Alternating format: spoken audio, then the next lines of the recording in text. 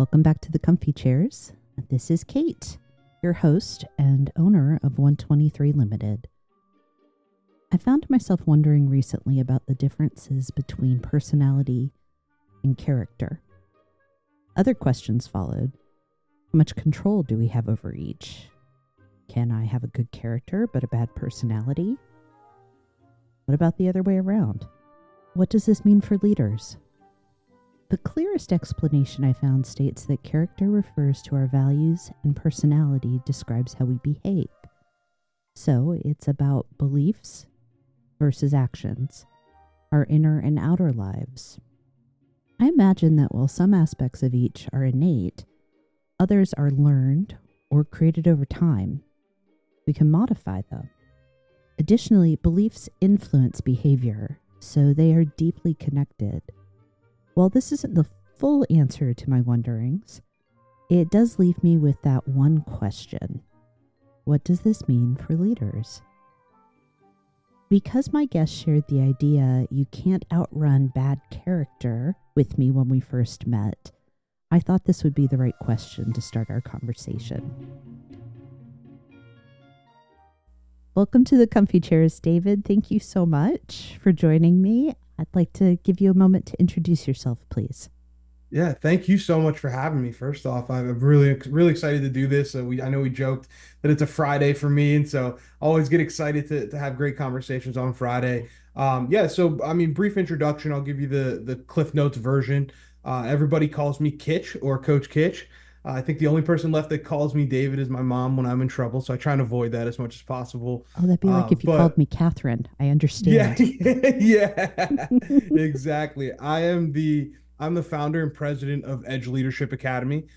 Edge is a consulting firm. It's a small consulting firm aimed at arming people with the skills that it takes to be leaders. And so we work with organizations from all the way from small businesses to medium businesses, so all the way up to 800, 900 employees. And specifically, we work with the leaders of those organizations to come in and really understand what does it take to be a leader, and then how do we develop leaders within our team. So how do we attract leaders to our organization? How do we develop them once they're here? How do we retain those people? And then how do we make leadership development part of what we do on a daily basis? So we have our corporate side, which handles those entities. We have our athletic side, which is where I come from. Prior to Edge, I spent 10 years as a college strength and conditioning coach. So we still do a lot of work in the college sector. We still do a lot of work with student athletes, as well as the coaches, where we work with, doing coach to coach mentorships and workshops. And we also do a lot of hands-on work with the student athletes, teaching them to develop leadership skills and then transfer those into the real world. And then one-on-one, I do performance coaching with individuals, whether they be high performing entrepreneurs, sales reps, etc., all the way to professional athletes, and even in some people in the medical field. And basically, my whole goal with that is I'm a psychology nerd. I'm finishing my PhD in psych now, and so that gives me an opportunity to really get in the weeds with people and talk about what it takes to be a high performer in life. I think this is going to be a fabulous conversation. When I first saw your profile, simplifying performance, I was like, oh, that is right up my alley. So I'm really excited today to talk to you a little bit more in depth about character. And that first question is, what does character have to do with leadership? It seems pretty obvious, but I think it's a good place for us to start. It is. It's the only place to start. Right? That's the thing, right? And that's what people don't understand. That we try and simplify, we try and bring to the table, is that it is the only place to start. When I was in college athletics, we had a phrase that we used to say to the student athletes all the time. We used to say, you can't out train a bad diet. Mm-hmm. And in leadership, character is the same thing. You can't outrun bad character. It shows up everywhere. And so when we talk about it from our perspective, I look at leadership and I break it down into what I call the 5 C's. So we have character, number one, two, consistency, three, commitment, four, creativity, and then five is communication. So when I present these things to people, I always put the four on the outside, and then in the middle is always the fifth C, which is character.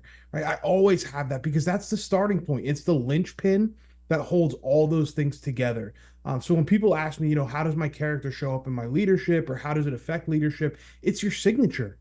It is your leadership signature. And people in today's world are craving authentic leadership. They want that room tilting magnetism that is leadership, and that comes from your character.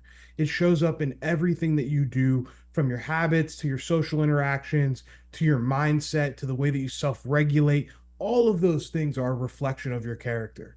So when you say room shifting or tilting, Mhm. great turn of phrase, by the way, it makes me think kind of automatically. My response to that is that character has to be big and bold. And I got to ask, what about quiet leadership? If it has No, a yeah, foundational solid character, what about our quiet folks, our introverts? 100%. Some of the best leaders I've been around are introverts. Okay. It's character is something that is, it's something we can sense as Mm-hmm. humans. It's something we can feel, right? Like you can feel it. And I always use kind of the example, it's kind of dark, but like if you watch the true crime documentaries and people talk about sitting across from somebody with poor character, Mm-hmm. right? And what do they always say? I could just feel it, or if you meet somebody for the first time and you know that they're going to end up being, you ever hear that term fast friends, Yes. right? You can feel it. You can feel character is something you can feel. And it's something that, again, it doesn't have to be big and bold. It doesn't have to be this overwhelming presence, right? Like some people are born with those presence or those personality traits, that that's kind of who they are. And then on the other side, you have leaders who are very soft spoken, but when they speak, it matters. And when they speak, you can trust it and you can feel that because their actions and the way they carry themselves is there. It's why we have that term quiet strength. Character is compelling. And good character, like you said, it draws us in. We want more of that. And bad character repels that, which is a type of compulsion as well. Mhm. Absolutely. Um, Now, what about this interplay between character and personality? They kind of all get tossed around in our kind of our public language, if Right. you will. And I've been a student of personality for a long time, um, but they're different. Hmm. And there are the very academic ways to think about them, the scientific ways that go into psychology and even now into neuroscience. But what about in the day to day? How can we as lay people grasp the difference and be able to make those distinctions? Because I think it's really important for us to not always get wrapped up in somebody that has a great and sparkling personality. Because I do think it's possible for us to have a great personality and not the best character. Absolutely. Absolutely. And again, to your point, people are going to think I'm like a dark guy by saying this, but there's a great book called The Wisdom of Psychopaths. Oh, And yeah. and it's by Dr. Kevin Dutton. And he talks about how attractive the personality of a psychopath could be. Now, again, psychopaths fall on a spectrum, right? So we're not talking about just serial killers here. Like they can be neurosurgeons, they can be CEOs, Mm-hmm. they can be law enforcement. I mean, they're across the board, right? They show up in all different industries. But my point with that is that, yeah, personality can be this thing that kind of hooks us in. But once you get in there, you have to still be able to decipher someone's character. And to me, when I look at those things, I think about it in kind of two different ways. I think about personality as on a spectrum, Mm-hmm. and I think about character as a light switch. You either have it or you don't. It doesn't mean that you can't build it, but Sure. I would argue that most people fall in one of two buckets. I think it's a little bit more black and white. And so when I look at, as somebody again applying this on a day-to-day basis, I personally like to put people through little stress tests to see what their character looks like. All right. Tell So me for more about instance, that. yeah, so for instance, if I'm going to do a business deal with somebody and I'm just getting to know them, we're kind of in the beginning stages, I might ask them to go to dinner. And during that dinner conversation, there's a lot of boxes that I'm trying to check in my mind to see how their character is. So, first one is I'm going to ask them about their habits. Now, again, people are a little bit sometimes shy about that. They won't tell you. Nobody's going to come out and say, hey, one of my bad habits is that in the middle of the night, I sneak down to the fridge and I crush some Rocky Road ice cream while my significant other is sleeping, right? Like, nobody's going to come out and say that up front. But I want to bring those things out. So I want to find out a little bit about your habits because to me that's one of the biggest telltale signs of your character. because it tells me how you're spending your most valuable resource, which is your time. And so, how do you spend that? Do you spend it in service of others? Do you spend it specifically on yourself? Do you have a balance? What is that, right? And that tells me a little bit about your impulse control. It tells me a little bit about your discipline, which are all things that fall to me within character, right? So I'm going to look at that. Yes. The second piece I'm going to look at is the social interaction piece. I like to see, how does somebody treat somebody that can do nothing for them? It's very easy to be polite and cordial to the CEO or to a potential business partner. Yeah. I want to see, how do you treat the doorman? How do you treat the Uber driver? How do you treat the waiter when they mess up your order? Right? Do you have empathy? And so there is an interplay between personality and character, but I think that ultimately your character comes out, and I want to see, how do you judge people on that, or how do you not judge people, but how do you treat people that can do nothing for you? Hmm. And then on the flip side of that, right, I want to talk about your friends. I want to find out, like, who are the five people that you spend the most time with? What types of jobs do they have? What types of values? Because generally speaking, if I were to ask you about your best friend, within the first two or three sentences, you're going to tell me what values about that person you like and you care about, right? So you might say, "Oh, my best friend is Jen. She's an awesome teacher. She's a great mother," right? So right there, I know, okay, this person values service. They value, being in service of other people. They value being able to be a good mother. They value like family. So I'm getting a feel for your values, because that's why you keep Hmm. that person around. So I'm going to ask those questions. Hey, what is that? Right? And sometimes people are a little quick to throw people under the bus, right? So if somebody around you is not high quality.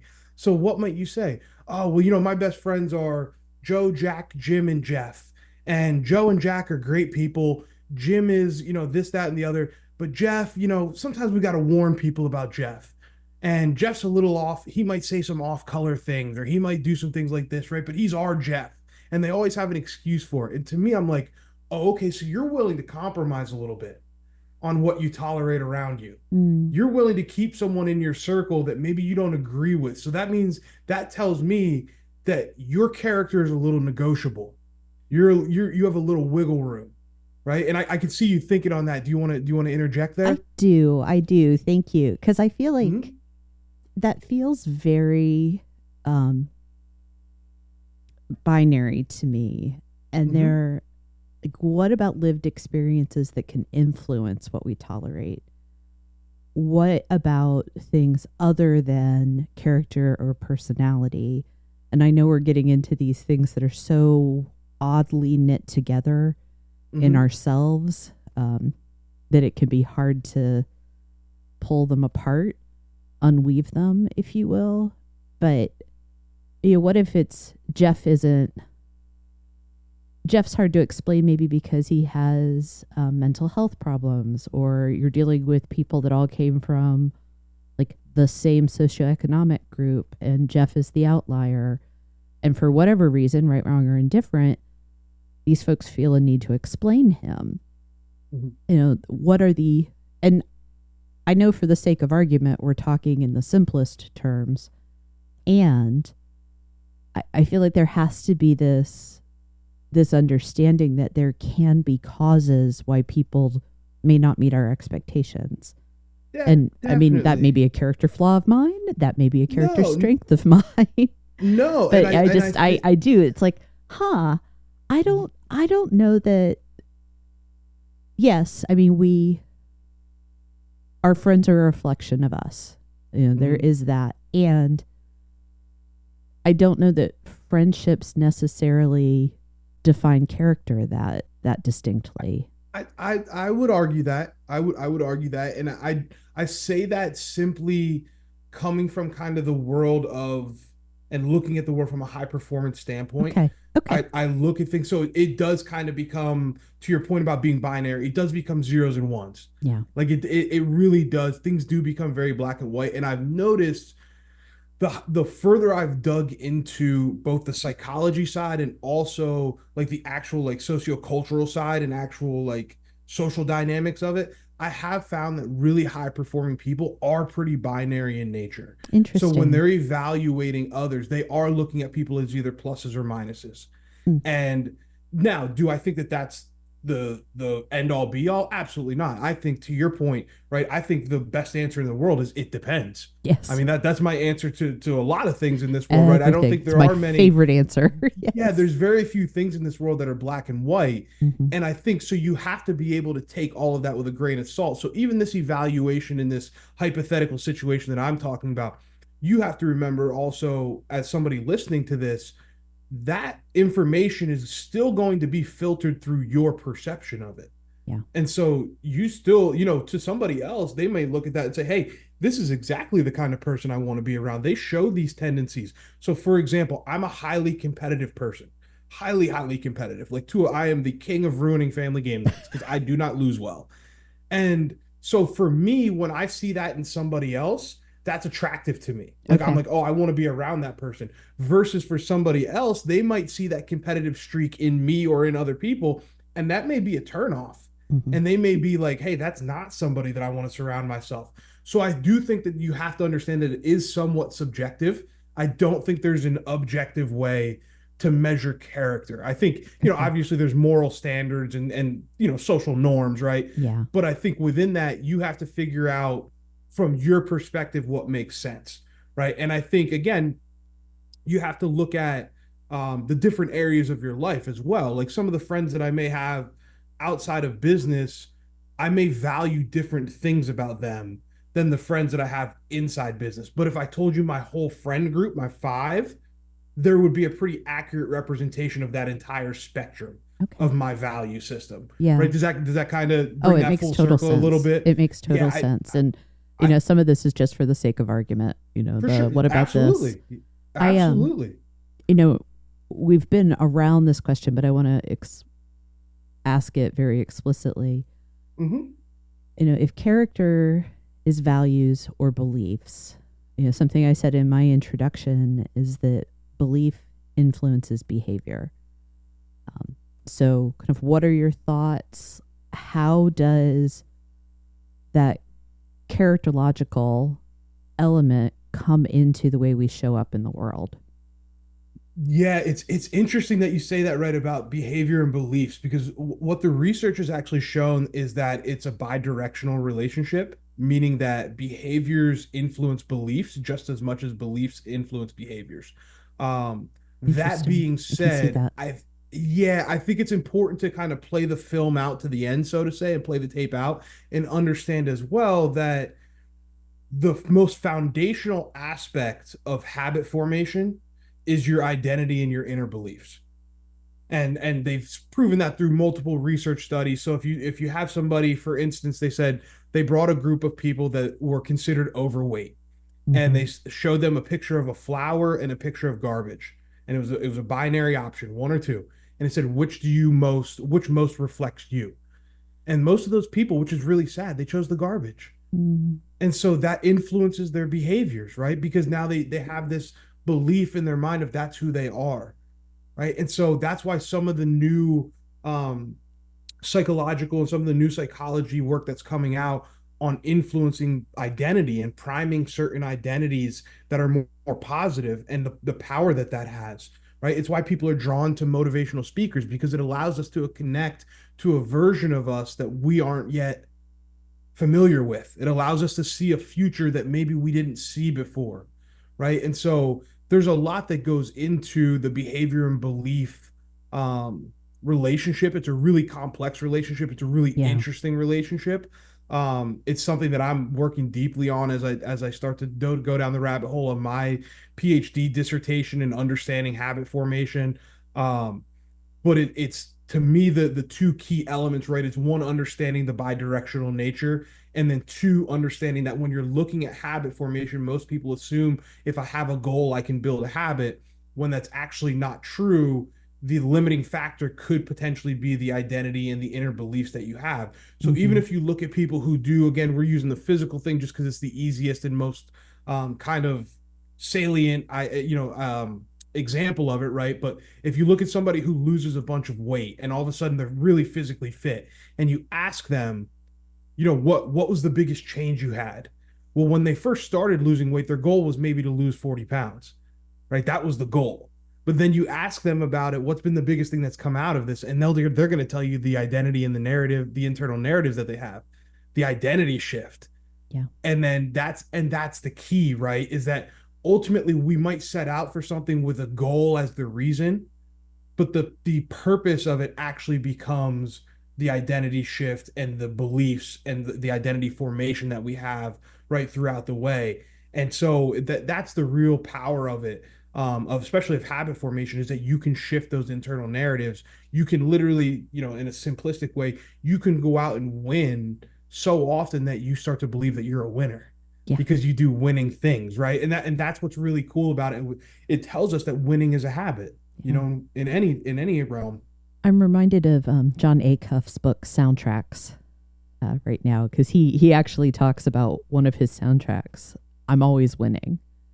That's a thought that he's planted in his own head to shift how he perceives his experiences, and it's brilliant. It works because I know from my own experience, and I know from talking with other people, it's not unique to me, that what I think about people impacts the way I treat them, and that includes Absolutely. myself.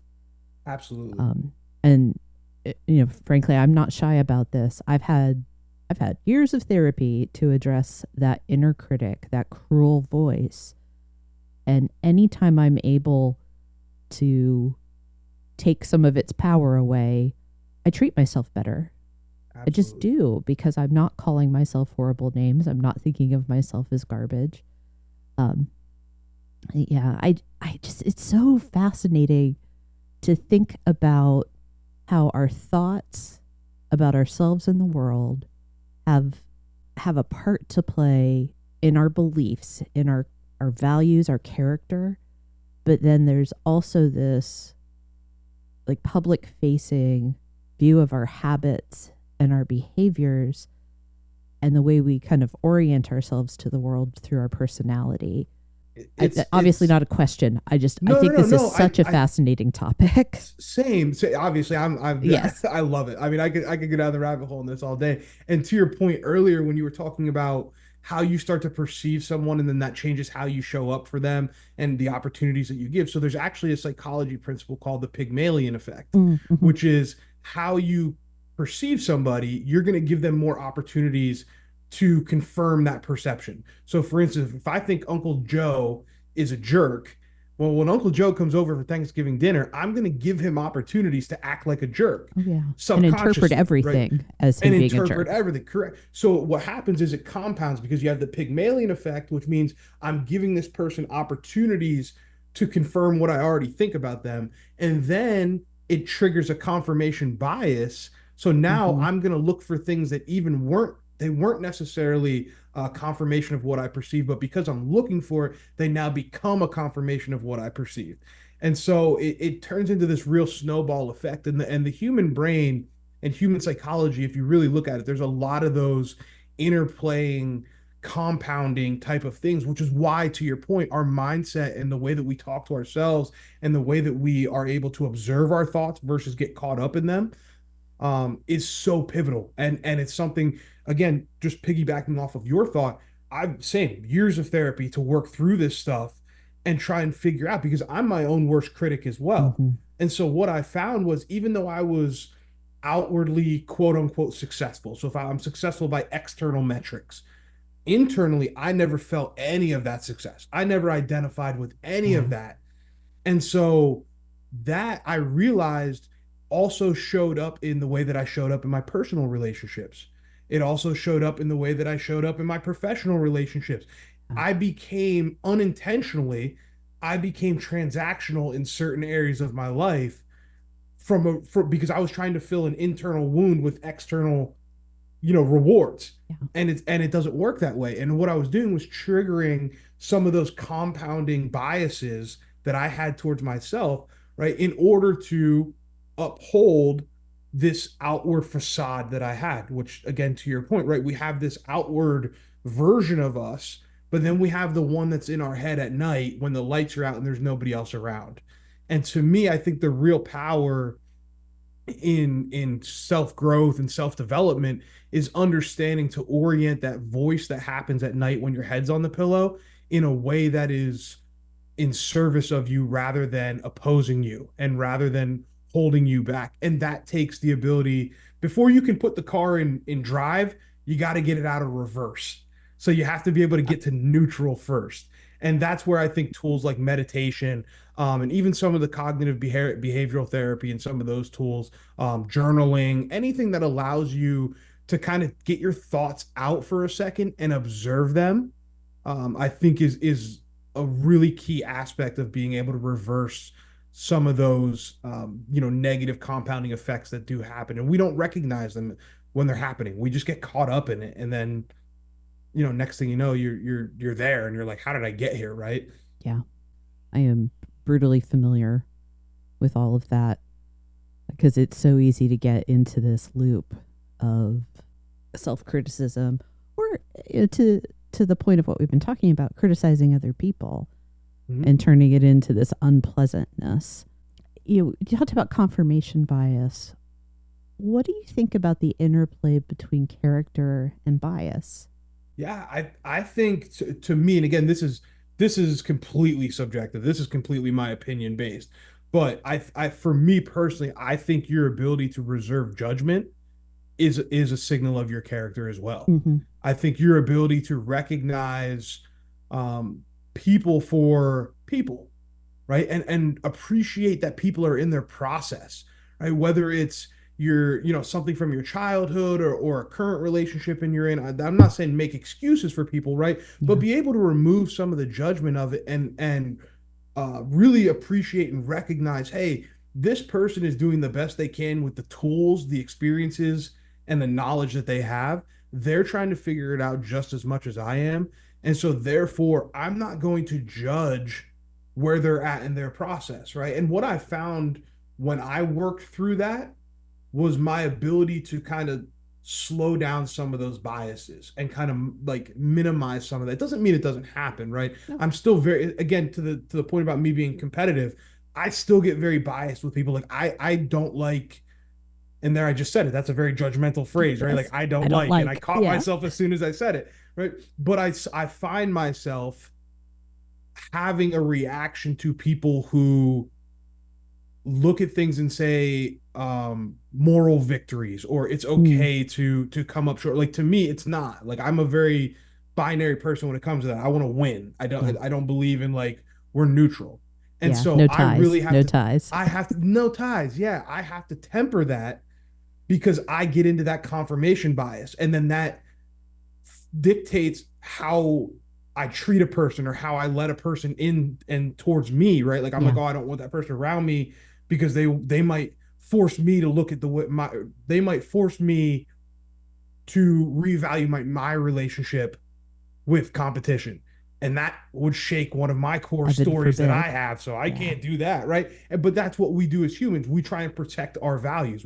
It's why, for those of you guys out there that are listening that are maybe doing really well or have come from a tough background and are trying to go into a new direction in your life, and you feel like people are judging you or people are unhappy about it, and you feel like maybe people from your hometown don't understand it. That's why, because you're challenging their beliefs, because they had this belief that we're from this certain shared experience, this certain shared background, shared childhood, shared geographical location, whatever it is. And now, because you're out of it and you've moved on, I don't want to use the word above, but you've moved out of that environment. Now they don't have a reason to say, "Oh, I can't get out." Yeah. And so it really has nothing to do with you being successful or you working on your traumas or you becoming more emotionally intelligent or financially stable. It has nothing to do with you. It has to do with their emotional, and I don't want to use the word immaturity, but just they haven't grown to that point yet. Well, it may not even be about growth. It can be about opportunity as well. And we do tend to filter everything through our understanding of ourselves. Absolutely. So even though in this example, it's all about the person who's doing something different, who maybe has moved and is doing something that was unexpected. It has nothing to do with me, but I compare it to myself. Correct. You And self-reference. yeah, and which is natural. Like people are not Hmm. bad because they do that. We're wired to do it. Correct. It's interesting as we keep talking, like you talked about reserving judgment when we first discussed bias. And the best quote about bias I've ever heard is if you have a brain, you have bias. Yeah, It's the absolutely. human condition. Absolutely. It's not whether or not you have it, it's what you do with that, which it's a kind of an amygdala response in some ways. Mhm. The snap judgment, the processing of information instantaneously to keep ourselves safe. I think what character is the ability to manage your responses to the world Yes. so that you show up in a way that frankly does no harm to yourself or Correct. others. And we can talk about it as beliefs, but it's, do I have the ability to self-regulate? It becomes principles over preferences. Yes. That's the big, Love that. when you can start to make decisions based on your principles rather than your momentary preferences. Yeah. And when you look at people who struggle to deal with success, struggle to deal with failure, struggle to deal with adversity, most of the time those struggles come from the fact that they can't differentiate and then make the appropriate decision between principles and preferences, Yeah. right? And those preferences manifest in their reactions to things rather than responding to things, and that's such a key difference. So one of the things that we teach a lot and I work a lot with people on is understanding that champions and great and successful people, they master the moment. That's what I say. Yeah. So you have to win. Like there's a lot of sports cliches where people say win the day, and Yeah. I say that's such garbage. It's not about winning days. It's about winning moments. Right? It's about that moment where you have that urge to do something and that's coming from your lower self. Can you choose to in that moment say, okay, I'm going to give up what I want now for what I want most, which is the growth and the forward, the forward trajectory that I'm on. Are you familiar with the Stanford marshmallow experiment Yes, study? exactly. Yeah. Yes, The delayed 100%. Delayed gratification. gratification. Absolutely. It's Yeah. something that every successful person has. Hmm. Something that every successful person has. And it's again, it's one of those things that I look at very closely when whether I'm choosing friends, business associates, romantic partners, whatever. I'm always looking for that ability to delay gratification because I think to me that's another it's a key character trait. I would agree. And it's not necessarily like being cruel to yourself. It's, Correct. am I able, not just willing, but able to wait? And can I judge that short term pleasures don't always outweigh long term rewards? Yeah, and here's to take that a step further. When you get really good at it, it's not just can I wait, but how do you wait? Mm, Do you wait impatiently and start to compare and gets caught up in comparison syndrome, oh, right? And start yeah. shiny object syndrome. We're looking left, we're looking right, we're doing all those things. But can you wait in I want to use the phrase, I want to make sure I phrase it properly because it's one of my mentors, Inky Johnson, says this. Oh man, obedient patience. Obedient patience, meaning you are committed to Yeah. what's coming and you're willing to sit in the patience and the discomfort of that momentary Hmm. disconnect, right? And understand that this is temporary and this is part of that reward on the other side. Yeah. I, a dear colleague of mine passed away recently after a battle with cancer. And during the funeral, her husband, in giving her eulogy, talked about how she made the best of that circumstance. And it wasn't just like, oh, I'm going to be joyful in the face of this Right. hardship. She she hated medical testing, which is funny because we worked in healthcare, right?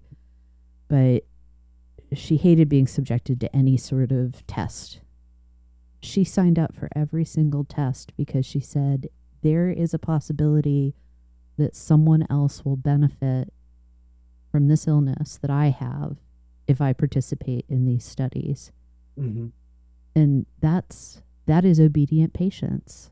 100%. And 100%. this woman is still, even after her passing, is a pillar of strong character in my life.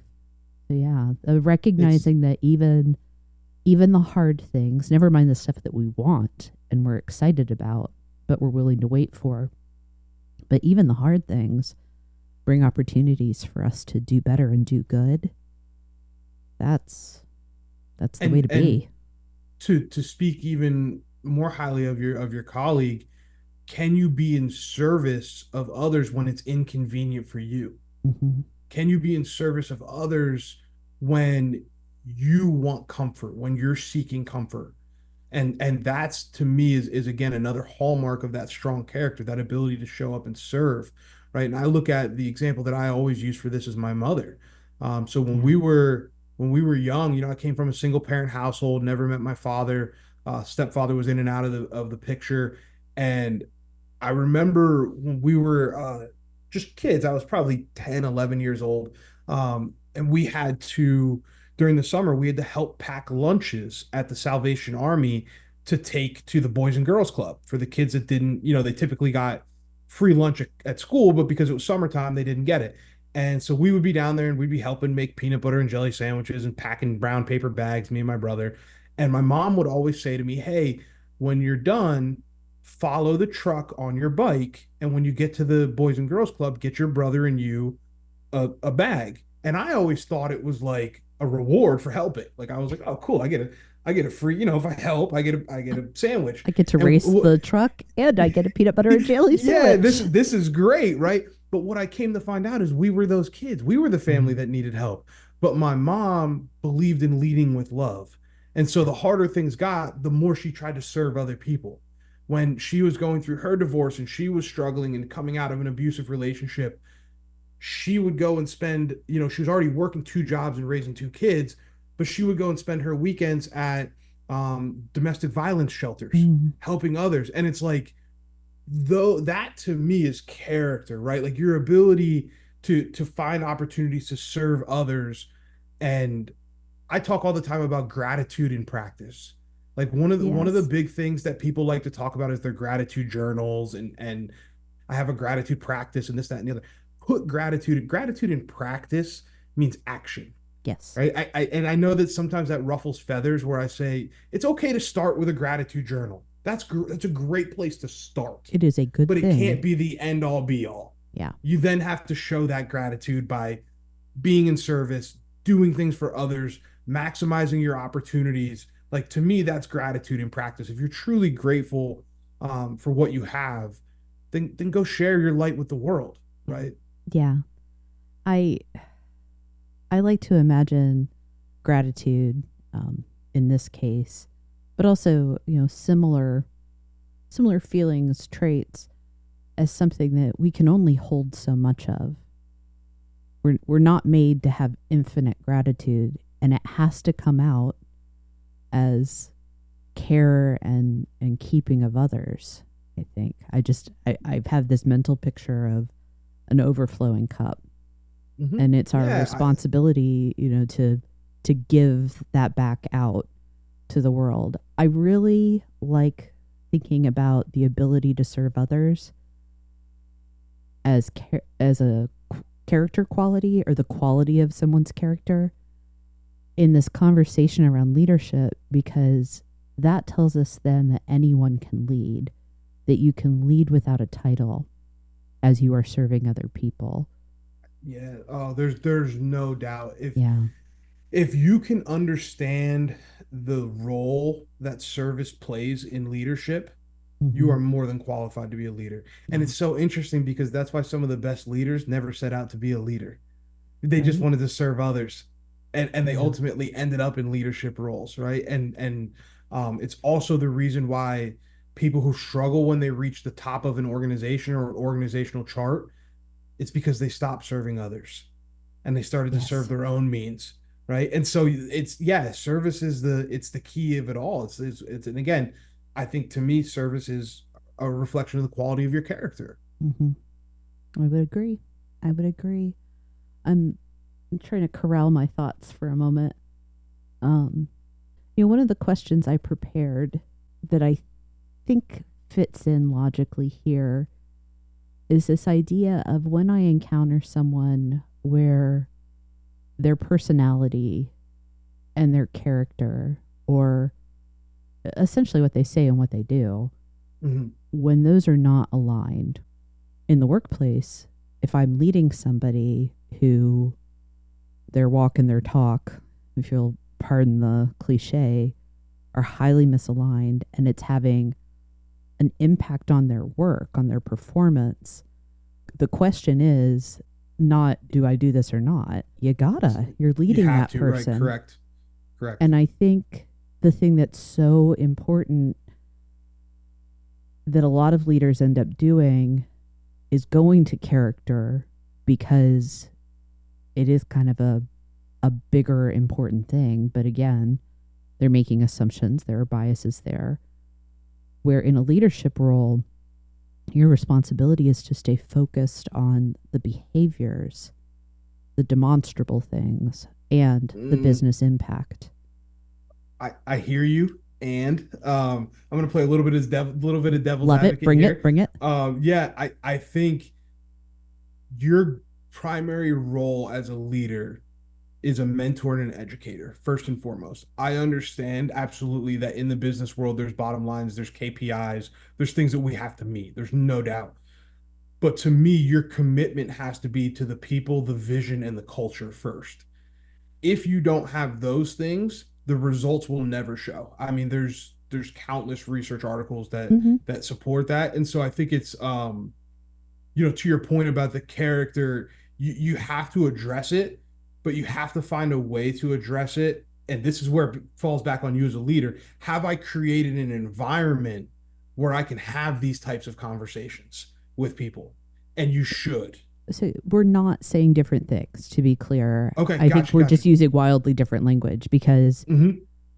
in fact, I want to go back to the leading with love.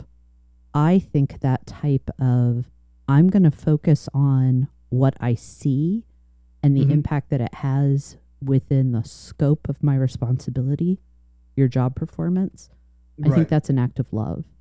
I've encountered a lot of people that they jump from, I'm not getting the results I need from this person, to they're a bad actor, they have bad character, or they just have bad feelings about someone and they treat someone poorly because they're not addressing the thing that is actually their responsibility, and that's that person's behavior. And it has to be done in a way that is loving, is kind, sometimes a bit mentoring, sometimes a bit teaching as well. Mm-hmm. But the act of setting clear expectations gives you this solid foundation for any future performance conversation. So I may be experiencing that Joe, or was it Jeff that was our problem in the friend group? I think it was Jeff. Yeah. So Jeff's a problem at work too, huh? Right? He is. I mean, we got to explain Jeff. So sorry, every Jeff I've ever known. But, Jeff is, he's always putting on a good show. Everybody loves him. He's the class clown, but I'm not getting the results I want. And I think it's because he's lazy. Too many times I think leaders go to lazy. They don't go to Jeff. You spend your time talking with your colleagues. Your results are late. You've missed 7 deadlines in the last 2 weeks. And I think that a leader with strong leadership character gets very clear and actually gets kind of black and white. Of course, they have a responsibility for that bottom line, but they're doing this out of a way to demonstrate love for the person, because the end goal is actually to get them performing great, not just because you all have a job to do, but because you want the best for that person. And that includes them being their best self. Correct. And I would agree with that. So I think you brought that full circle for me. So I understand now. We were saying the same thing. Yes. Yeah. So to your point, yeah, I think great leaders, and this is where you'll see the ability to be creative, right? I think great leaders understand that we need to be having three different types of conversations with our employees. We need to be having evaluative meetings, which are those KPI meetings. Mm-hmm. We also need to be having coaching meetings, which is where we address, hey, your performance is lacking in these areas. These are the things we need to do better. And then we have a mentoring meeting as well that should be addressing and putting to rest, some of the idea of Jeff is lazy. So in those Mm-hmm. mentoring meetings, we're showing Jeff the way. We're giving Jeff Yeah. our productivity skills. We're giving Jeff our productivity tools, right? In the coaching meeting, we're talking to Jeff about specifically how do we improve your performance, right? And then in the evaluative meeting, we're saying, hey, here's the data. Mm-hmm. Now let's drive off of this, right? So I think you have to be having a mix of all three, and not all three have to be structured on the calendar one-to-one time, right? But they should be occurring and they should be happening regularly. And to your point about the expectations, yes, absolutely. I mean, you look at any high performing organization, clear expectations is a foundation. It's a non-negotiable. Thank you. And we operate from the in our company, and anybody in my team, we call it the 10x rule. So if something is important to you, it needs to be repeated 10 times in 10 different ways, because 10 different people might have to hear it 10 different ways for it to be clear to them. And so we go by the 10x rule, but we don't leave staff meetings without we call it the 10x debrief. Does anybody have any questions on things that we repeated multiple times? Love it. Is everybody clear? And then the last question from you as a leader should be, what resources do we need from me to get this done on time? Mm-hmm. Is there anything that you need from me? Right. And then that's their opportunity to come out and say those things. So again, I think a lot of that work in the situation, the hypothetical that we're playing with, a lot of that work should have been done on the front end that allows for these conversations to occur when we see that performance dip. Yeah. And the other thing is, as a leader, are you confident enough in your skill set to step in early? And I'm not saying being a micromanager, but not allow it to get to a point where now you have a judgment formed about Jeff. Because it takes time to assign somebody the label of lazy, right? Which means you've probably seen these dipping numbers for a while. So why have they not been addressed yet, right? And that comes back to you as a leader. So I think there's a lot of layers going on that to navigate that specific situation. Mm-hmm. I like the 3 conversations model that you talked about. I've taken a slightly modified approach to that, which does happen primarily in formal scheduled meetings, and just putting it out there as here's another way to do essentially the same thing. Find what works for you, leader. Yeah, find what works. But 2 meetings a month with your direct reports, one about the work, one about the person. Love that. The updates, the what barriers do you need removed, and then the other is let's talk about your aspirations, your development opportunities. And obviously, there can be a lot of flow in between those. They can interplay with each other. They both give you opportunities to provide that direct feedback. And then if you're having any issues, we'll say issues instead of problems here, that's when you bring in that additional what you call a coaching conversation in your mental frame. And I think about performance feedback. This is for performance improvement. And of course, people are not restricted to just meeting with their boss twice a month. It can be more depending on the circumstances and the needs. But being really clear that part of my work as your leader, as your direct manager, is to focus on the work and focus on you. We talked about non-negotiable in terms of expectations a moment ago. What about the nature of a leader's character? Do you think that there are any non-negotiables when it comes to leadership? Ooh, that's a loaded question. That's a tough one. I'm trying to think of the best way to even attack this question, because I want to say yes, but I know the answer is no, and I also know that the answer is it depends. Mm-hmm. It's all three, actually, isn't it? Interesting. It's all 3, right? Mm-hmm. I wouldn't say that there's non-negotiables as far as defining it. I think that transparency and honesty would probably be on that list if I were to say that there were non-negotiables. I think it's extremely, extremely hard, if not impossible, to overcome falsities and to overcome Agreed. lies. Yeah. I just think that that is one of those things that will bury you before you even get out of the gates. I think are some non-negotiables. I don't think there are lots of them. And Right. there's a certain like depends around them, kind of a halo of circumstance. But I do think honesty is one. Honesty doesn't mean I tell you absolutely everything I know, though. It means I don't lie to you willfully or keep information from you that you need to have in order to work. If That's the I'm key. Yeah, if I that's the have an key. What you just said at the NDA, end. if I have an NDA, that's not being dishonest. That's actually being honest and ethical and practicing integrity. So, Again, and that's where yeah, I think, yeah, we're speaking the same we language. are. We're saying yes, no, it depends, because Yeah, the halo exists. But exactly. so let's just play in the realm now that we've established the context of, hey, these are situational. There's Yeah, layers to it, right? I yeah. think, to your point, those non-negotiables would be honesty. Hmm. Those non-negotiables will be accountability, your ability to understand, like, hey, I'm willing to be held accountable as well, is what I'm saying. Not Okay, so much, yeah, yeah, perfect, yeah. perfect. So I'm Because that willing to was be going to held be my accountable. my counterpoint. It has to Right. be Yeah. No. my Yeah. Yeah. accountability as the leader. No. Okay. You have to say, I Hmm. want to be held accountable. Yes. Um. Yes. Yes. Yes. The next one I would say is attention to results. Okay. I think there has to be some level of attention to results. There Do, has to be. is that really a character quality? I think so. I would argue. I would argue yes.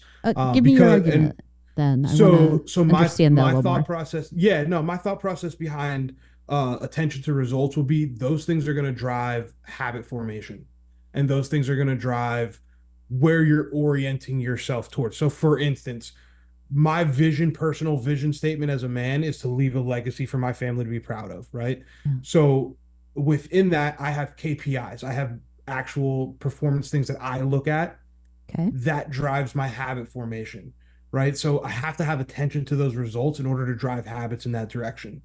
So it doesn't necessarily have to be attention to results for the business, but it has to be attention to results for your vision, whatever that vision is. Right. So I guess that's kind of a muddy way of saying it. I hope you're following what I'm picking up I what I'm th- putting down I there. think I am. I got distracted for a second. We've used the term KPIs a couple of times, and I don't want to Hmm. assume everybody knows what that is. Oh, so It's key key performance performance indicators. indicators. Yeah. Yep. It's here's how Yeah. I know the work is getting done. I I think this is another case where you and I are talking about the same thing but different. I would not call it attention to results. I would think of it as um and I'm going to be just as muddy now. It's doing what I say I'll do, that I complete the work that I commit to. And that can be as an individual, or it can be if I commit my team to this work, we will complete it. Yeah, yes, Yeah. absolutely. And 100%. Yep. Speaking the same thing. To me, I use the term KPI, and I can tell you kind of why. One of my catchphrases, so to say, as a keynote speaker and as a workshop facilitator, is, if you can't measure it, you can't manage it.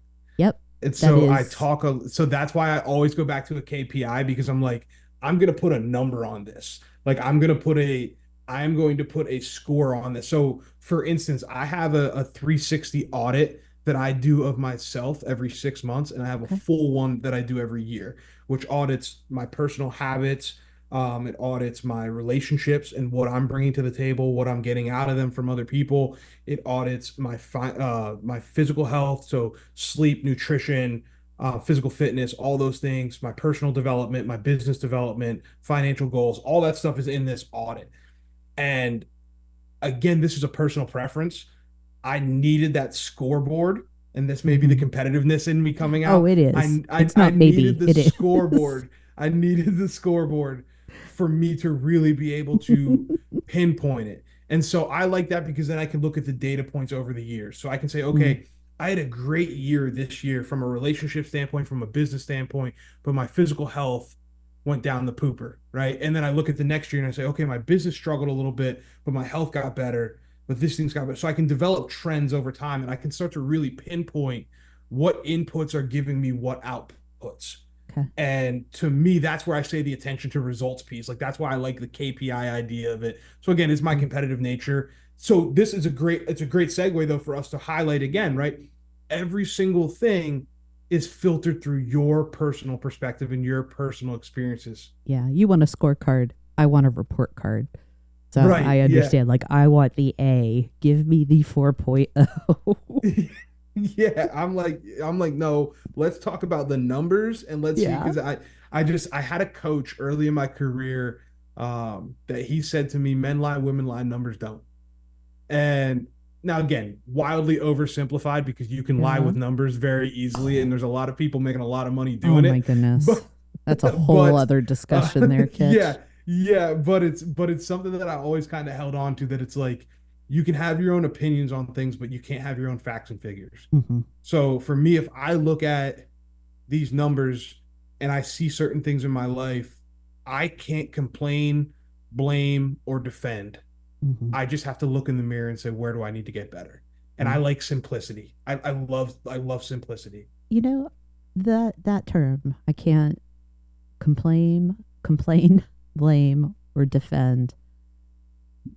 That is such a beautiful capsule of strong character in and of itself. Absolutely. That I may not like the circumstance, but I'm not going to make a lot of noise about it. I am going to take responsibility for myself and not point fingers. I am not going to try to make excuses for what I've done or not done.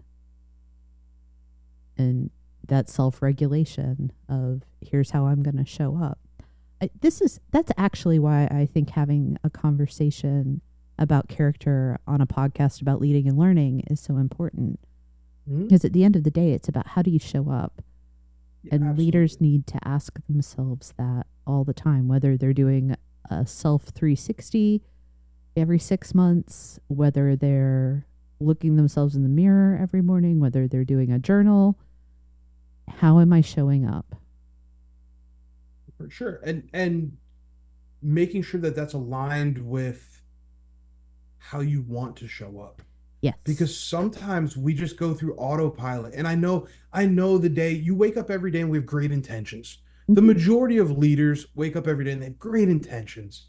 And then life happens Yep. and leadership happens. And leadership is messy. And the So people messy. business is messy. And business itself is messy. And so you go through your day and all of a sudden you get kicked off of course and you're not showing up the way you want to, and you don't even realize it. And then you get to the end of the day and you're like, I'm so tired that I'm not even going to take a second and reflect on today. I'm just going to go to bed so I can wake up and do it again tomorrow. Hmm. And I think that's part of the unsung truth of leadership is the ability to, even when you're exhausted, sit down and say, how well did I show up compared to how I wanted to show up? And to kind of go back to an earlier point, do that with non-judgment. Do that with an Mm. idea of I'm not going to attach my self-worth. I am not a loser because I had a bad day. However, I still need to learn from this. And now tomorrow I can be better, right? And it can inform your decisions moving forward on how you handle things. It also can inform from a business standpoint. Maybe you're a tactician listening to this and you're like, hey, I'm listening, I'm sick of the touchy-feely stuff. Then listen, it can impact from a tactical standpoint, the way you attack your day. If you look at that and you say, hey, I wasn't able to show up for this block of one-on-ones that I had, then look at your calendar and say, what did you have before those one-on-ones that put you in a place where you were going into those biases, or you were shutting down, or you were getting into the ego trap, or whatever it was that tripped you up during those one-on-ones? What happened before that you weren't in the right frame of mind? And then what do you need to perform in that right frame of mind? So now you know for the next time you have those blocks of one-on-ones, hey, listen, I need a 20-minute buffer before my morning meetings or after my morning meetings before I go into my one-on-one time, because I got to clear my mental palette. I got to slow down for a second. I think what we're talking about here is it is a character aspect of great leadership. It's the willingness to eat your own cooking, if you will, whether it's emotional connection or objective tactics. I'm going to apply how I lead my people to myself. Mm-hmm. And hey, if it doesn't feel good to me, I'm guessing it feels really bad to them. But the goal is to be consistent there, which is one of your C's. That's how we run. That's how we run our business here. With Edge, I believe in leading from the front. I Mm-hmm. believe in we have to be practicing what we're preaching, and it has to be authentic and it has to be real. And so we have these talks, we have these conversations because that then gives me information as a leader to inform those three different types of conversations that I'm trying to have, those coaching, those mentoring, those evaluative meetings. I think for us, it's so important because so much of what we teach is this character piece and Mm-hmm. is this understanding of that. And if we're going in and working on team cultures, we need to have it right ourselves. It's important too to acknowledge that none of this is about perfection. In No, not fact, at all. the the struggle, if you will, to be a person of character, it does mean acknowledging when you fall short. Not if, but when. When, yeah. So the I will do the work because I want to show up well. I want to get the feedback that will help me be better because I know that I am not my best every day. I think you're 100% right. And I think the ability to be vulnerable sets the tone, right? And that's part of character. Part of character is understanding that character is forged not in 75 and sunny. Like Yeah. that's not where character is built. Character is built by going through the hard stuff. Yeah. And so many leaders want to use the word relatable. They want to be relatable to their people. Well, be a human. And part of being human, part of the human experience is being respectful of the human experience. Yeah. And being able to say that we go through it as well, right? Even things like therapy, right? Like I'm openly a huge mental health advocate. I went through some dark days. We all have. It is what it is. But I'm so open and honest with my team about that I put it on my work calendar, knowing that they can see my Mm-hmm. work calendar. Like it says, hey, this is this. But to your point about being who I say I am, right? All of those things in my life that are non-negotiable like that are helping me be my best self so I can show up for my team are in a specific color so that they see that my time allocation reflects how important this is to me, right? And how important it is to us as a team. We've talked about how messy so much of this work is. I just used the word struggle a few moments ago. And what this conversation about vulnerability and authenticity has led me to think is that the easy part is to be yourself. It's all you have, right? You are the instrument of the work. Whether you are a business owner, a leader, a frontline employee, you are what you have. And if you can go through the work of accepting that, if you can build the identity around your true self, it's a solid platform to then do that harder work of self-control, self-regulation, serving others. It frees you up. Yeah. It removes the fear. Yeah. It removes the fear. That's the biggest thing that it did for me. And I can only speak from experience, but it removes the fear. I don't have to remember what mask to wear. Yeah. And when you don't have to remember what mask to wear, I'm now free to try things. And I'm now free to admit that I came up short. And I'm now free to seek help and ask questions. And I'm now free to go out in the world as me and take the feedback that the Mm-hmm. world is giving me. And then I can improve upon that. And I can show up as a better me. And I can take the feedback from that, right? But if you never do that work of taking the mask off, we're not judging. The world is not giving you accurate feedback because it's giving you the feedback based on the facade that you put forward versus Exactly. based on who you actually are. Somebody I'm connected to on LinkedIn and who's actually been a podcast guest before, Erin, she posted today a picture of herself in high school talking about what's the advice you would give your high school self. And for me, it was don't wait so long to just be yourself. Oh, same. I don't know that I can say for myself that it's taken away the fear. What it has done is giving me more freedom because I'm not bound to the mask. I'm not spending all of this time and energy trying to figure out what version should I be. Mhm. How can I fit myself into this? No, I'm Kate. That's all I have. Why do different? Yeah, no, I love that. I love that. And to your point about the simplicity, and I think that's really what it is it makes things more simple. Right. It just it's not complex anymore. It's not Mhm. it's not complicated. Every day is not a million different layers.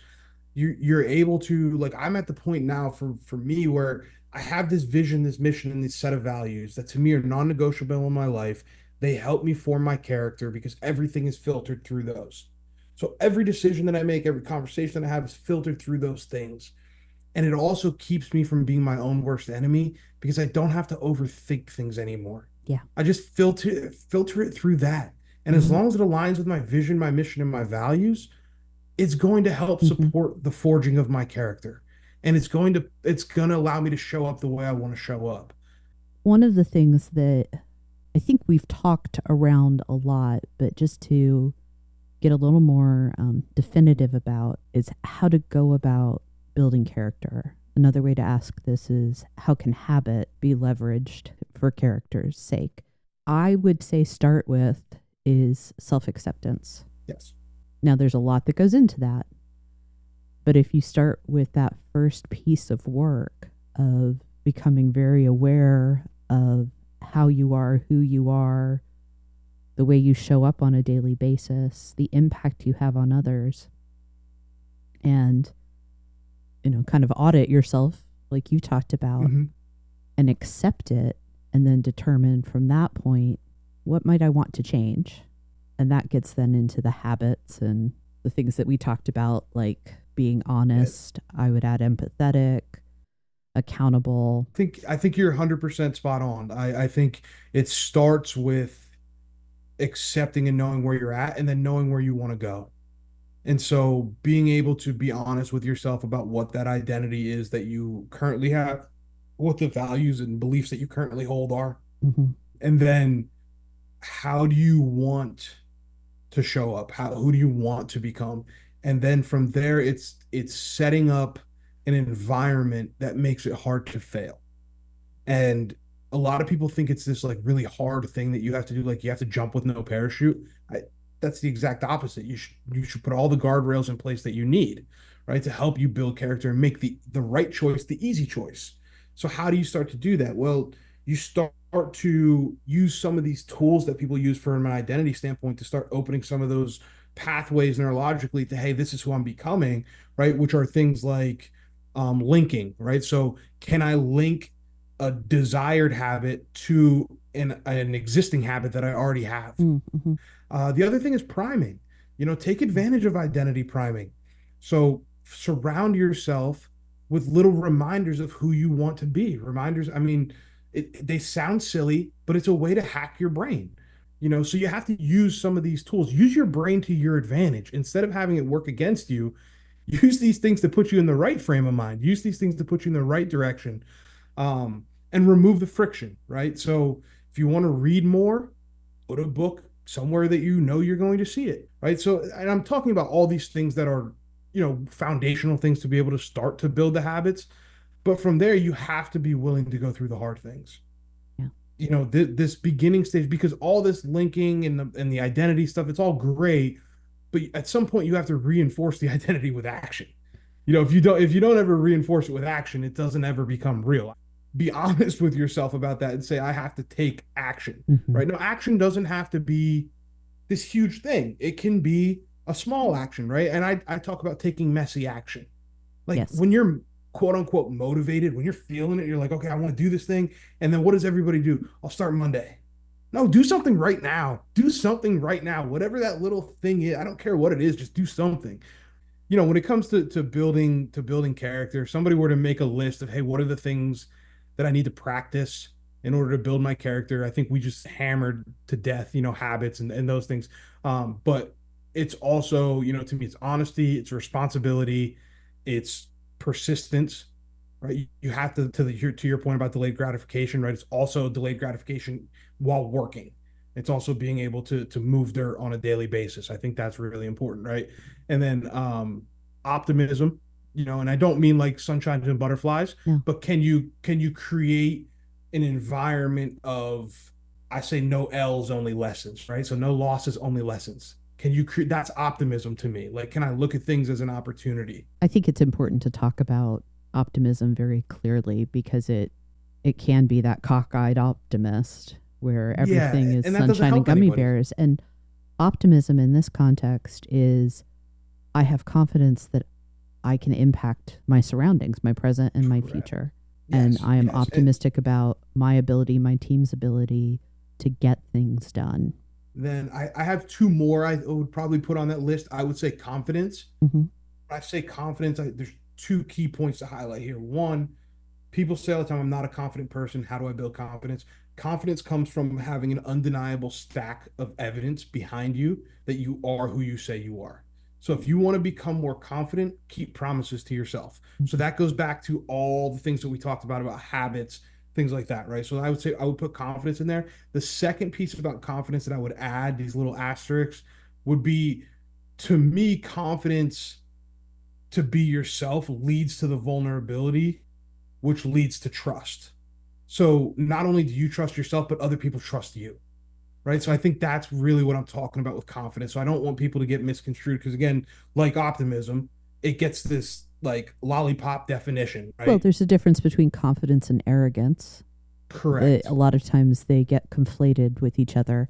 The footnote I would add to confidence, to your point about having the data, having the mountain of data, listen to the people that love you.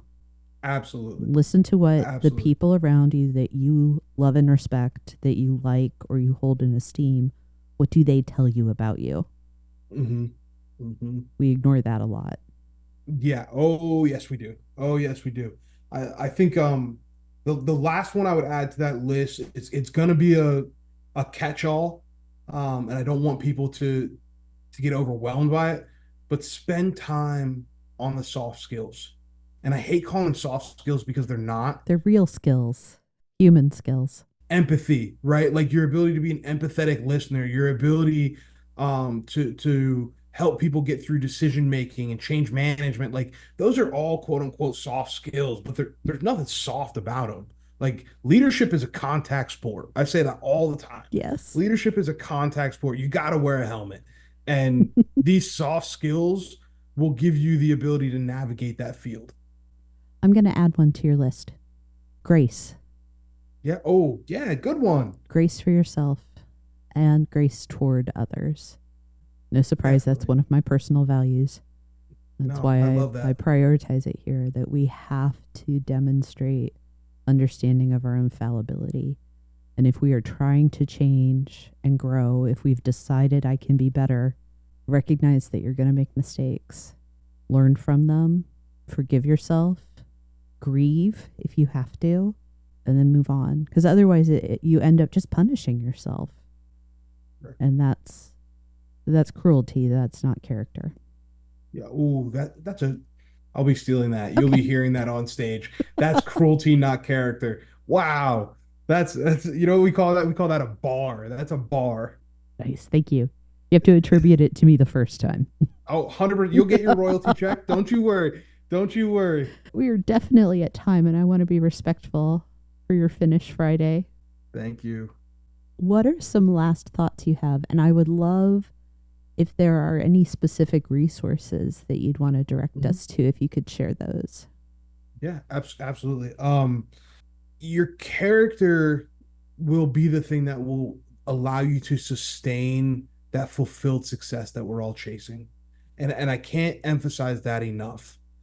So to the leaders out there, please, please, please, it's not gummy bears and jokes and teddy bears and stuff. This stuff is hard and it requires all of you, but it is so worth it. And the people around you will thank you, and our world needs it. So Mm-hmm. those would be my final thoughts. If you're not sure where to start, some of my favorite books when it comes to the character piece, the whole Ryan Holiday series. So The Obstacle is the Way, Stillness is the Key, Courage is Calling, and Discipline is Destiny. All four of those books, Emotional Intelligence 2.0. I recommend that book all the time because it's a low-hanging fruit for people to improve on a really important skill. So those will be my final thoughts, and I always leave people with the reminder that leaders are built, not born. You don't have to be born into this. You can build yourself into it. Just do the work. It's hard work. It's entirely worth it. And just because it's hard doesn't mean it can't be fun. Correct. Oh, it's great. Every day's fun. Right. Yeah. This has been remarkably fun. Thank you so much for your time. Really Thank you. appreciate it. Thank you. Yeah, no, I had a blast. I love having these conversations, and thank you for building this platform. Thank you for doing this and putting this out into the world, because it's something that we need. So I'm sure there's a lot of leaders out there that are grateful.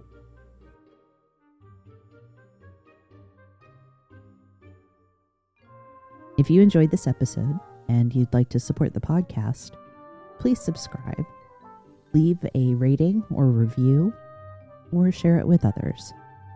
You'll find Comfy Chairs updates and other thoughts on leadership and learning on Instagram at 123 Limited. That's ONE23 LTD.